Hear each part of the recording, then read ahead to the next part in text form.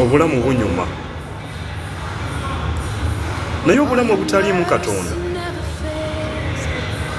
bulinga omuntu bw'onootambulira mu kizikiza. Obulamu obutaliimu Katonda kufa. Osobola okusanga omuntu nga alina obulamu obulungi wamma nga omwegombesa era nga buli kimu kye wandyagadde mu bulamu akirina, naye ng'asobola okudda ewaka ne yeebaka mu buliri bwe n'akulukusa amaziga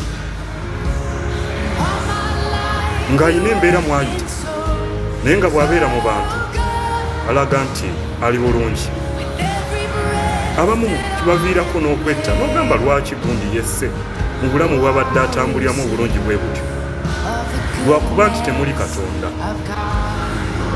Obulamu bwonna bwe mutabeeramu Katonda, ne bw'oba ne ssente zenkanawa, ne bw'oba n'omukyala afaanana atya, ne bw'oba n'omwami afaanana atya, oba abaana bafaanana batya, oba emikwano egifaanana gitya, kubanga n'emikwano gyennyini abantu abo abatambulira mu bulamu obw'okweyagala obulimu ssente tamanya mikwano gy'alina, nti oba onaamwagala lwa ssente oba onaamwagala nga bw'ali.